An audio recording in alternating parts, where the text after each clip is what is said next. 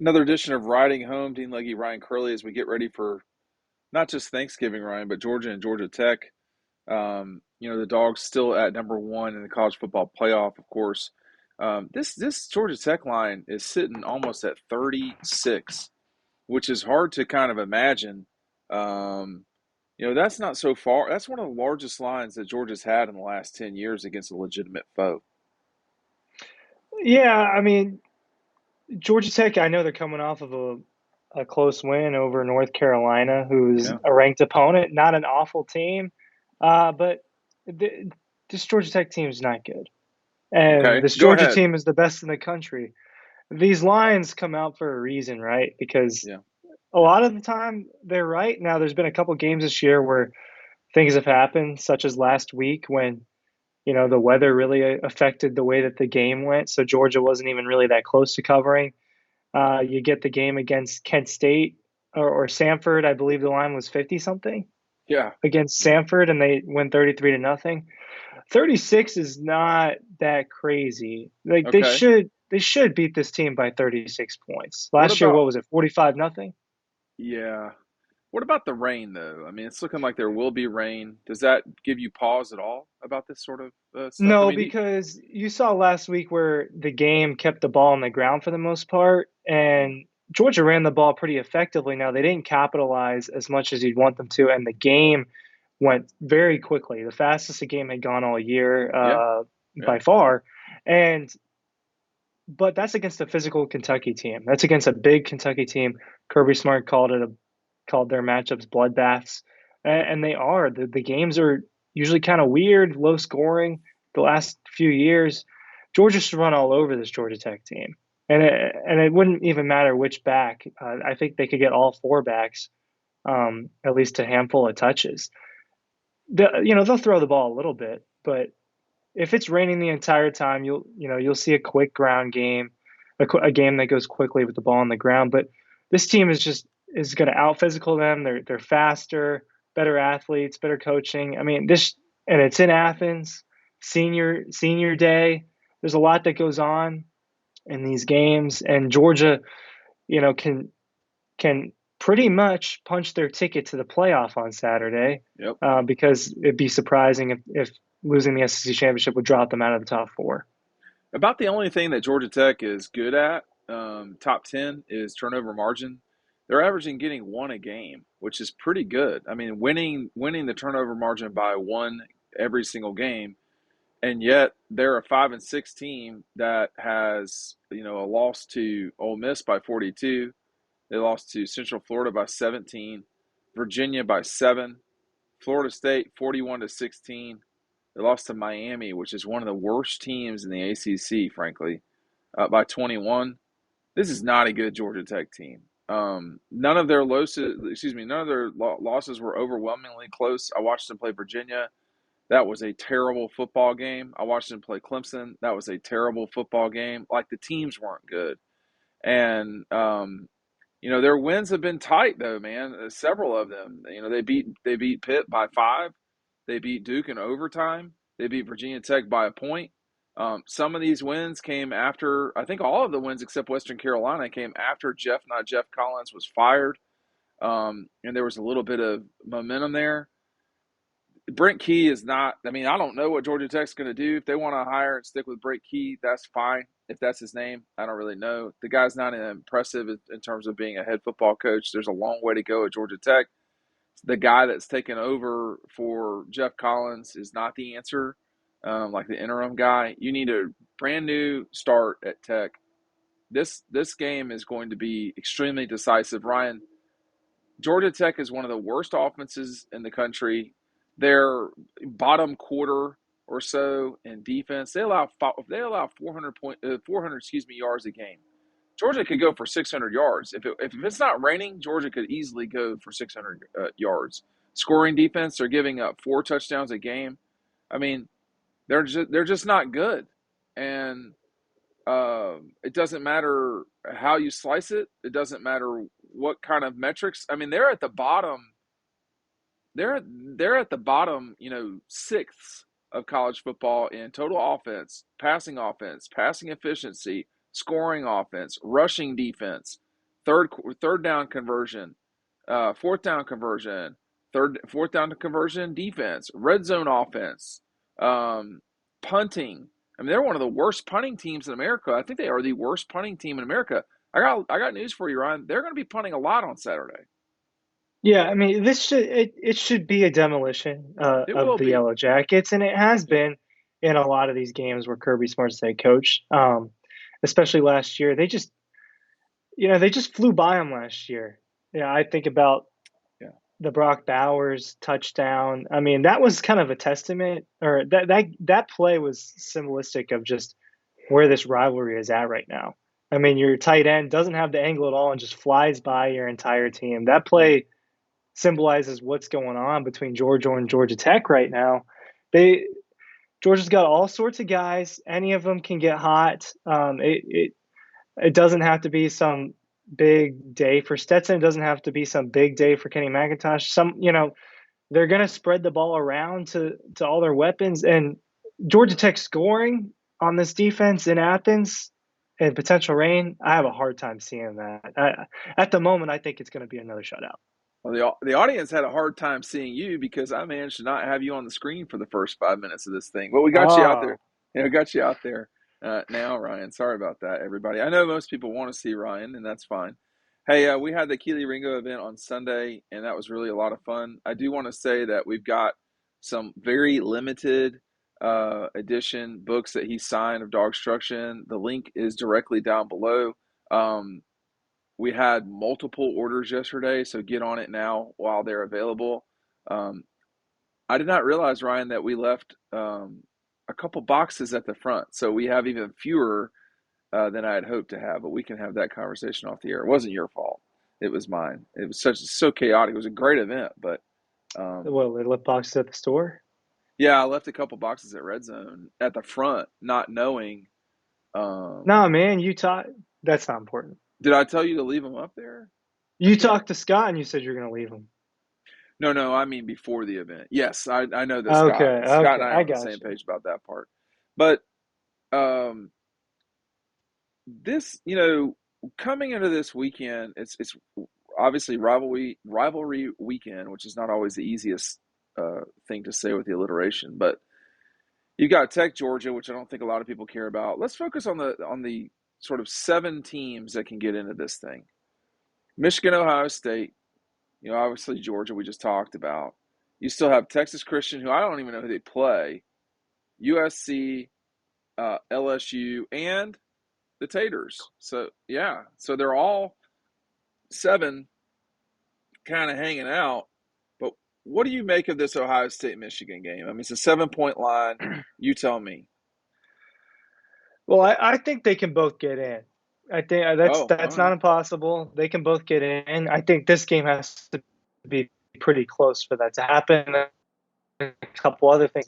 I think Ohio State's the better team, but I also think that people are overlooking their struggles a little bit. Last week, who did they play last week? Maryland, at Maryland. Yeah. That wasn't good, man. That was Well, let me ask you something. Northwestern.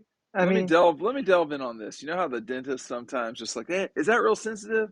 Yeah, it's a sharp object, man. Why are you punching me so much with that? Um, don't we do that about every? I'm like, we're kind of ignoring all the other stuff. I mean, Ohio State has looked good, I would say, most of the year. Am I wrong? yeah, no, they have, and it's the Penn, same thing with Georgia. There's been a couple of games where it's like, okay, well, let's look at this a little closer, so but Penn State, they Mar, haven't been tested like this before. Penn Sorry. State, Maryland. Yeah, Penn State. I don't know if you can hear me sometimes. Penn State, Maryland. The Northwestern game was just bad, and obviously they're going to deal with Michigan. So they'll. I mean, we don't know if the Michigan game is going to be close, but in the Notre Dame game, and they've had some fights along the way. I don't disagree with you that they've not been as impressive as maybe you'd like, but we're going to see. I mean, I think Michigan might have a better chance to win that game than people realize. Well, I think for Ohio State, you can't ignore what their offensive ceiling is and how Yeah, they've shown that all year. For Michigan, look, you beat them last year. That was a really emotional win for that yeah. program. It was in the big house. It's not there this year. It's going to be in Columbus.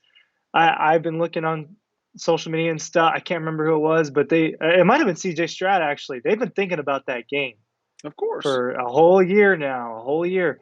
I think the Buckeyes will take it. I think that they definitely have a better team. I don't think Michigan can score with them. If this turns into a shootout, I just don't think Michigan's going to be able to put up the points against them. Michigan really had to save themselves against an Illinois team that's kind Yeah. of meh. Has a really good defense, but they can't score. It's who Uh, they it's their league. I mean, Clemson can't help that they're in the ACC, yeah, and I think that's why if you're Clemson, it really is important when you play out of conference games like Notre Dame that you win them, not get beat by 21. What's your view of Carolina and Clemson? for the ACC championship. Well, it's a Uh, weak conference, man. South The South ACC is a weak. South South Carolina. I'm sorry. Clemson, South Carolina. I think that's Yeah. gonna be an interesting game. It's in Clemson. Oh, interesting But game. All right. is it not? It I is. think that I just totally can be an interesting why are game, you man. using the word interesting? I mean, That people say that. momentum, Yeah, people say that when they momentum. don't want to say what they want to say. I Well, felt. on paper, this Clemson team is better than South Carolina. I think Clemson will probably win, but I don't think it's going to be some blowout. Yeah, Not with the I don't momentum know. South Carolina has. Um, that's a huge deal what happened for them last week. That's really good for the whole Shane Beamer train. Maybe, restored some faith that people may have lost in him over the course of the season. Um, you have an opportunity. You have an opportunity to really cap this year off and look back on it and say you beat two top 10 teams. Spencer Rattler had the best game of his life by a long shot last week, Oh running yeah, around like a no crazy question. person. Yeah, If they could tap into that, it could be an interesting ball game. At the end of the day, Clemson's got more on the line. They've got a better defense, and just a better team overall. I think they'll win that game.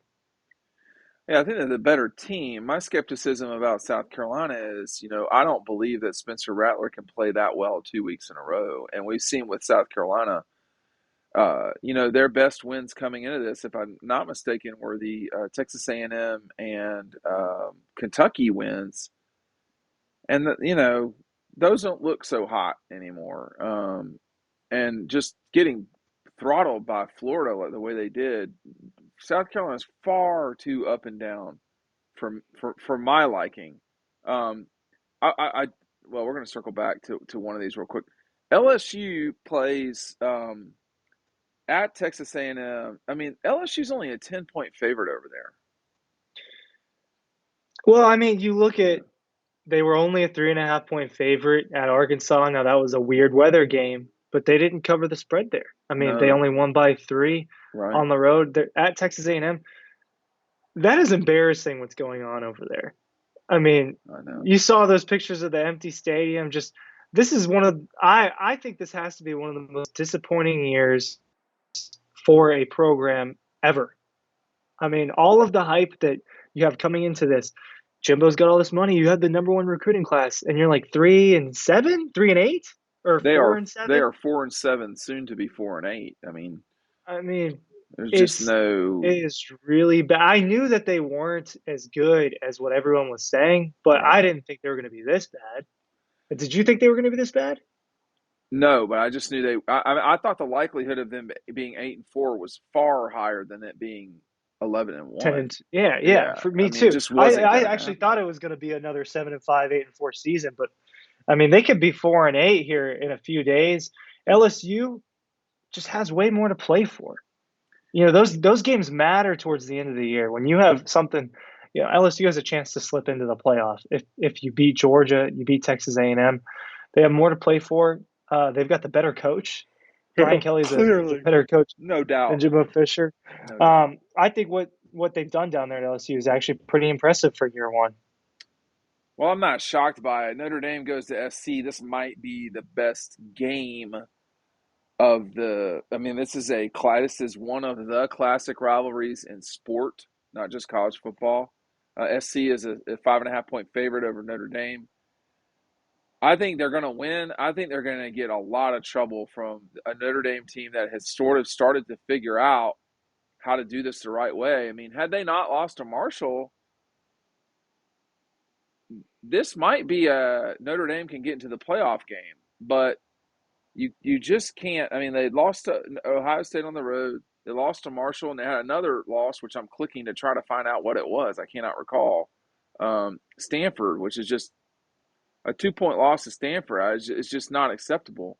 I like the Trojans. I think the thing, if you're gonna beat the Georgia Bulldogs, that USC has got is a quarterback that can make plays. And for um, Stroud, SC, they both got that. We skipped TCU. Don't let me skip TCU. But TCU doesn't have a quarterback like that. Michigan doesn't have a quarterback like that. So, um, Well, there's not. There's very, very short list of teams that yeah, have a quarterback yeah. like that. I think Caleb Williams is the second best quarterback in the country. Behind I Young. think behind Bryce Young. I think that he's going to be playing on Sundays. He's got one more year in college to go before he's allowed to do that. But you've got two things at USC. You've got probably the best offensive mind in the sport in college football in Lincoln Riley, and then you have a very dynamic quarterback that can make a lot of plays.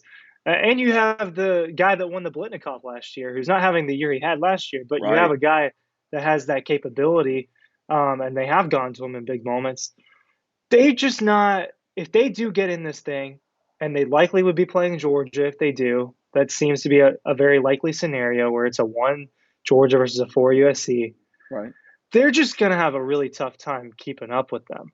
They don't Well, they they don't can't have a stop defense. anybody. They Yeah. can't stop anybody. Stetson Bennett could really have a field day against a defensive like that, and I could see USC putting up some points on the Georgia defense just because Georgia hasn't played. I mean, Tennessee's offense was special at a point in the year, and it kind of just started. Things unraveled a little bit once they played Georgia. Obviously, they Well, they put up a lot scored of style 60. points. They've I scored know, 100 points but in the then last two they games. go to South Carolina and they couldn't move the ball But barely they, in the they second. scored 30 something points, man. But it was, I mean, when your I defense know. is not that good, when your defense is not You that good and it's allowing you said the 49, offense very specifically. I just wanted to drill in on that because but when your offense could put up 60 and could put up 52 against Alabama, 30 is yeah. not enough in a game where you're losing. Well, clearly, because it becomes a carnival game. Yeah. How can you hit? Can you throw the thing around the what are those, like the bowling pins or whatever? Hey, let's real quick. There's some other really fun games. Okay. Egg Bowl? I really want to talk about the Egg Bowl because I don't know the first thing about either of these teams. I mean, Will Rogers has thrown 32 touchdowns this season. Well, I, you've seen I Mississippi saw State up I close, saw so them you can. live, but it was bitterly cold though. And let me just say this: it would be hilarious if Mississippi lost this game. They are only a 2.5 point favorite at home, which means really this is a really tight, even game, and the Rebels have the home field advantage. This is the dumbest, most insane uh, whack ball rivalry that there is in college football. These two teams, it is. I'm telling you, it's hard to describe how stupid this game can be, and are no. There is no telling what will happen. This is the one game where I think you say, "Oh, you throw the records out," because these people really hate each other. This is like, I mean, Auburn, Alabama kind of has its thing, and Michigan. These folks live amongst each other, and they really. We just went to Mississippi, Ryan. There's not much there, and I think that in this case, it's a fabulous game of whack ball. You don't. I mean, it's just such a strange game. I love it. You've got people, pretending to be a dog peeing on That things. I mean, that deal. Yeah. it's a weird game with two teams that have the capability of scoring a lot of points or can't score at all. It's one of those Yeah. games where I really have no idea what's going to happen. I would not. This would be the last game I'd bet on this weekend. The State Ole Miss game is as close to the 1990s stupidity of Florida State as we get right now in college football, and Florida is its own mess. Just the people down there, the vibe, but Florida State is its own weird dynamic too. That'll be on ABC at 7:30. Friday night. I would like to watch that. We'll see. But there are a lot of fun games that are on. I'll tell you, I know folks probably they do watch these often to the end. I will say it is a sad night to me on Saturday night when this is the end of college football, and it it is a sad moment. There's no more. Hey, what time does the 10:30 Pac-12 game come on? It doesn't happen after this weekend. There are cool bowl games, and bowl season is fun. But I want to point out to the audience that BYU and Stanford are kicking off at 11 o'clock on FS1, and I will be watching that. That's not as much fun as Washington Wazoo, but it will be getting played, and Is Washington Wazoo on Friday? it's a Saturday night game. It's Thankfully, usually Friday, I think. it has been, but Fox has got the World Cup. Remember, so they're kind of just that's usually been like a prime time Fox deal. I don't know what they're doing now, but that will be a lot of fun on ESPN. But there's not a lot of great night games. It's really Notre Dame SC, and I mean, do you LSU, A&M. I mean, Tennessee plays Vanderbilt, which is like they're only a 14-point favorite there. Well, they have no Hendon Hooker. I don't That's care. part of it. I mean, That's part of Vanderbilt's it. not good. So, Well, then Florida's even worse. yeah, that I'll tell you. Well, I'm sure we'll do wrap up of the season And at some Kentucky's stage. even worse than I mean, too. Kentucky, Florida, everybody, it's just bad right now, and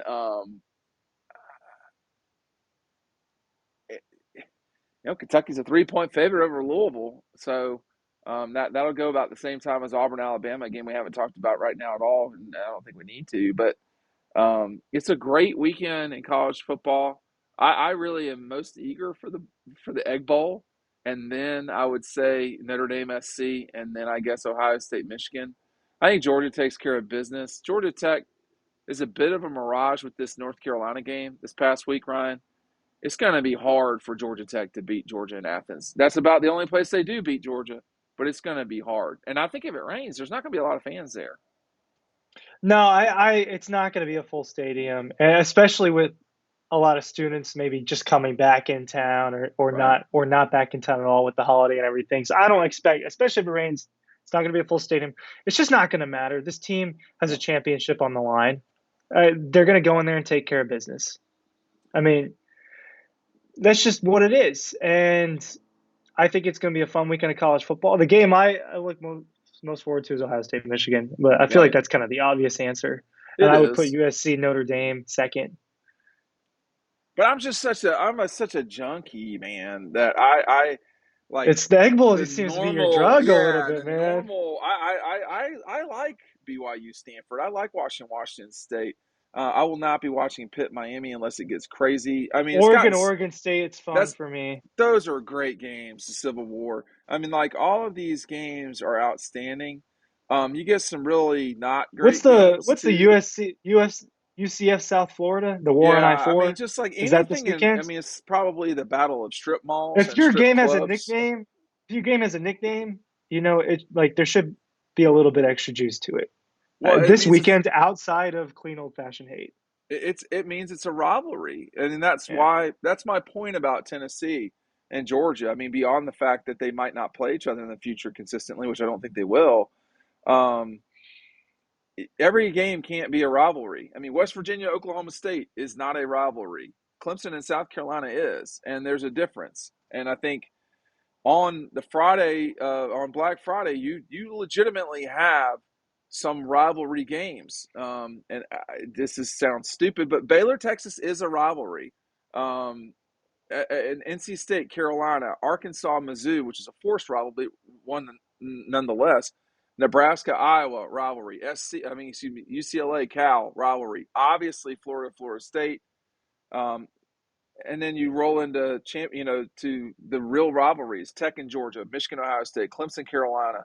Um, you know, I'm continuing to look. Obviously, Louisville, Kentucky, obviously Alabama, Auburn, Oregon State. There's all sorts of fun. Wisconsin, Minnesota, the Battle of Paul Bunyan's Axe, Purdue. Indiana, the battle of who could care less has been full as five would say. There's a lot of fun ones, and like Michigan Penn State is not a good rivalry, but they do it, and we have to understand that too. All right, I'm sorry I've been so long winded. I really am sad to see the end of college football's regular season.